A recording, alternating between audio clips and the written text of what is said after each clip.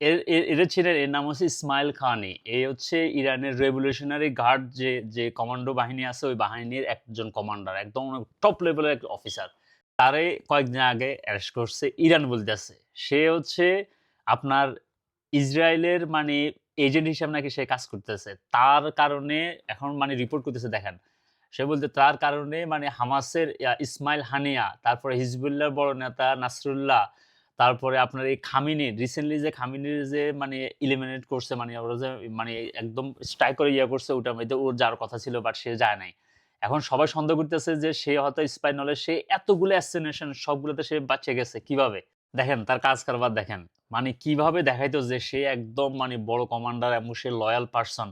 কিভাবে দেখছেন? অথচ সে তলে, তলে কিন্তু সবার ইনফরমেশন সে পাস করতো, এমনকি লেটেস্ট যে আয়াতুল্লাহ খামেনিকে যে মারছে সে নাকি ইনফরমেশন লিক করছে। ইরানের কিছু নিউজ পেপার বলতেছে তাকে নাকি এক্সিকিউশন করা হইছে। যেদিন খামেনি মারা গেছিল ওইদিন তার প্রোগ্রামে উপস্থিত হওয়ার কথা ছিল। সে যায় নাই। সে না গিয়ে নাকি ইনফরমেশন লিক করছে, এই কারণে সে বেঁচে গেছে।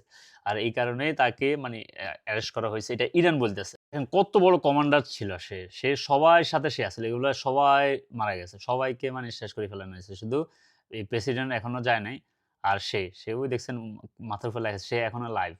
ভেরি ইন্টারেস্টিং থিংস হচ্ছে আজকে ইসরায়েলে কিছু পেজ থেকে বলা হইতেছে সে নাকি, তাকে নাকি ইসরায়েলে পাওয়া গেছে। ইসরায়েলে সে সেফ আছে, দেখেন কি অবস্থা।